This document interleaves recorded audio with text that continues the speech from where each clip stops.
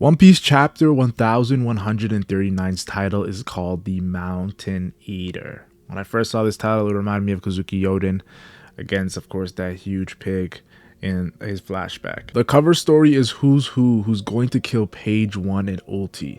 Now, the reason why this is interesting is because now we know that Page 1 and Ulti, what other Flying Six members are on Wano. And the fact that he's trying to kill Page 1 and Ulti, like Page 1, first of all, Ulti is known as, a lot of people look at her as one of the strongest Flying Six, so just killing her 1v1 is going to be difficult. Then you add in her little brother Page 1, yeah, who has a really tall task, but the Flying Six have been beefing for so long. The chapter is said to be a short chapter, 13 pages, dedicated to Luffy, Zoro, Nami, Road in the castle, which I kind of figured because of that's what they were building up to, and with the whole Shamrock and Loki storyline from 1138 closing, I kind of figured this would be the case. Mysterious man appears. He's Scopper Gaban. We finally got it. We finally got the confirmation he's Scopper Gaban. However, presentation box says his name is Yasan. So he has a unique name here, but he is Scopper Gaban. And as a fan of the story, thank you, Oda. Finally, we get to see the third of the Pirate King crew. The monster trio is now fully done in the story. And Scopper Gaban is now going to do what it needs to do. We all theorized, help out Luffy, in my opinion. We also get confirmation that Gaban is Ripley's partner, showing that Scopper Gaban, you gotta give respect to this guy. Like, at this point, how to say this, he might not be a Willie D member, but we might have to call him Big D. Pause, but you guys know what I mean, because how the hell did him and Ripley have that situation and Colin started to exist? And he says he's the minister of love, so he's showing a lot of Sanji signs when it comes to my first impression through these spoilers. Now, I must say this, Colin having a mother like Ripley and a father like Scopper Gaban has a lot of potential. Half giant, half human, and your dad is Scopper Gaban.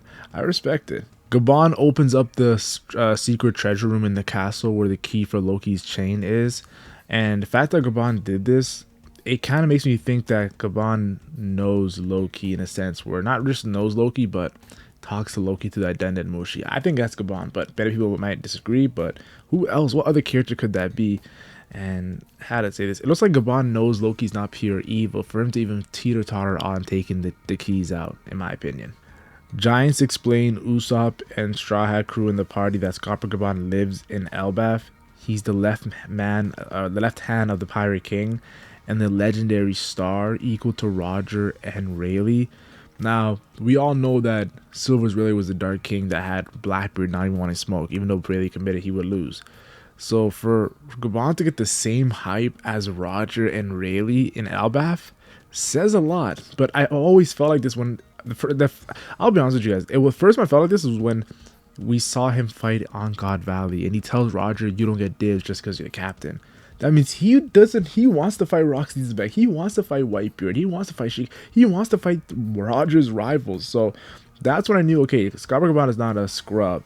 And then I look at Luffy's crew. Look at Luffy, Zoro, and Sanji and how strong they are compared to the Worst Generation. Honestly, Luffy and Zoro and Sanji are the, if Sanji's part of the Worst Generation, he'd be one of the strongest Worst Generation members. So that says, and Luffy and Zoro are already one of the strongest Worst Generation members. So that says all you need to know about Scopper Gaban's power in the grand scheme of the pirate world. The chapter ends with Gaban saying that if Luffy wants the key, he'll have to fight for it.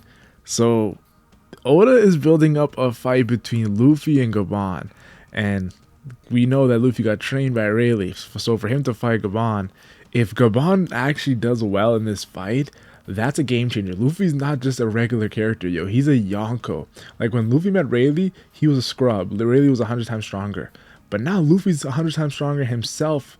And you saw what he did to Kizaru. So if he fights Gaban and whoops Gaban's ass, oh my god. But if he doesn't, it's just how strong are Rayleigh, Gaban, and Roger? Like, how to say this? Like, if he can't beat up Scopper Gaban, now my thoughts is Luffy should be stronger than Scopper Gaban, just narrative in the story.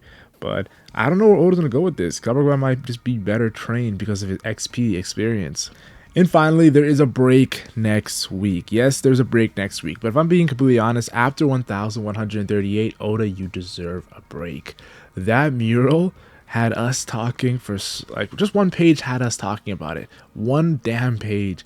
That's just all you need to know about what that mural did. And Oda, you deserve a break. Honestly, take a 2-week break if you have to. I know fans will be like, yo, Chinjo, Mac, you went a little too crazy with it. But yeah, I really was a fan of when Oda did that mural, and I thought it was cool. Now is the time for me to talk about the 3 most hype things in this chapter for me personally. And the first thing I'm going to talk about is Scopper Gaban and Luffy. I personally feel like Scopper Gaban is going to be the one to help Luffy in Elbaf. And you're probably thinking Luffy's awakened his Devil Fruit, he has Conqueror's Haki coding, really taught him the basics of Haki. What more help does Luffy need? At the end of the day, Scopper Gaban was on the prime Pirate King ship for nearly, from what I've seen, like at least a good 30 years he was with Roger. So for me to say he needs to help Luffy, he knows how strong Roger was in his prime. So when he sees Luffy fight, I think we're going to see a situation where he's going to be like, oh, you're still not on the same level as Roger. You're not even close. Kaido said it best during the fight. Roger did it without no Devil Fruit. Haki transcends all.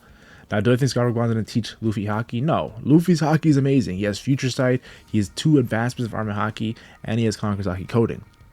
Do I think Scopper Gaban's going to teach him with his Devil Fruit? No. Luffy has an awakened Devil Fruit, and Roger wasn't a Devil Fruit user. What I think Scopper Gaban is going to teach Luffy is pretty much using a weapon. Yes, Scopper Gaban uses 2 axes. I think Nika used the weapon as well. That's the only thing I can see Scopper Gaban teaching him. And of course, Ryo's going to be a big part of that too as well. Now, if it's not a weapon, the Devil Fruit thing could be a thing, because how the hell did him and Ripley even have a kid? Like, unless he has some expansion thing. Maybe he teaches Luffy that, and he lives in Elbaf too, so maybe he can turn himself to a giant. If he has a Devil Fruit, that'd be crazy.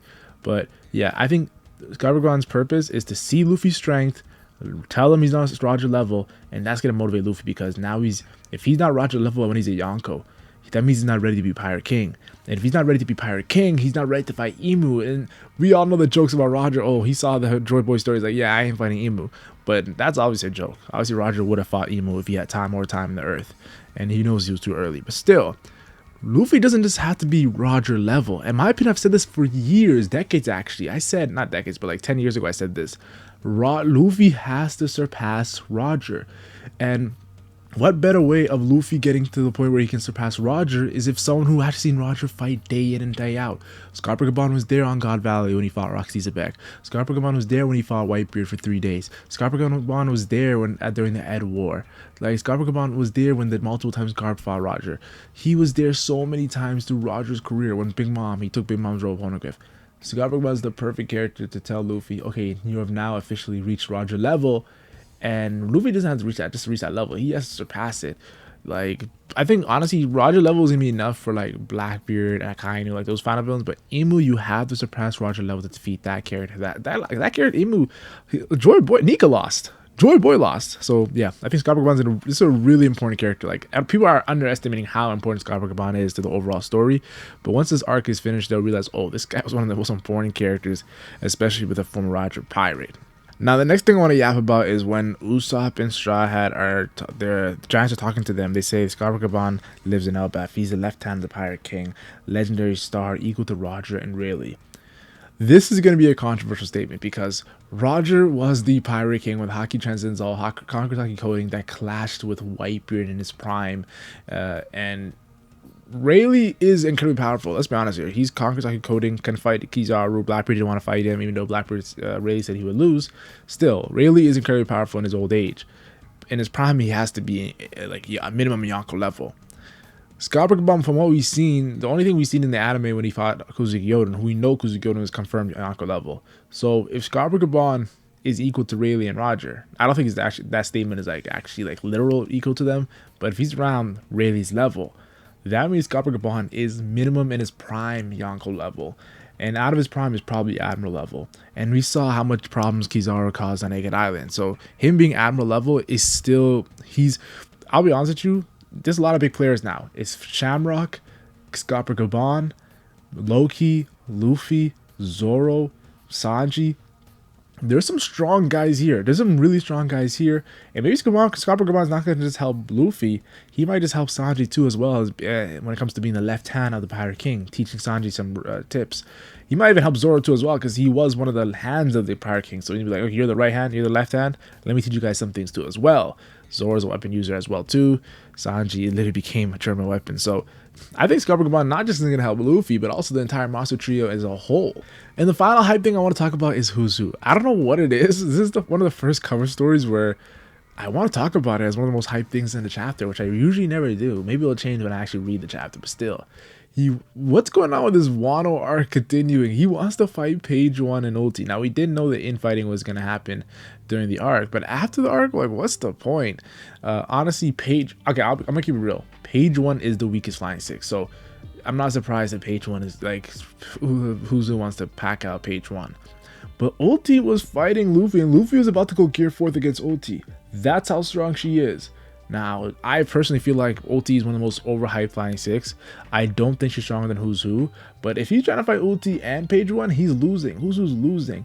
And then Yamato's in the picture as well now in this cover story. I don't know what Oda's going to do with this, but if Ulti beats Who's Who, I had to shut the hell up, because I've been saying that Who's stronger because what I saw in the Jinbei fight, his Rokushiki, his Armored Haki, his Ancient Zone Sabretooth. Just to me, that just looks like it's stronger than Ulti.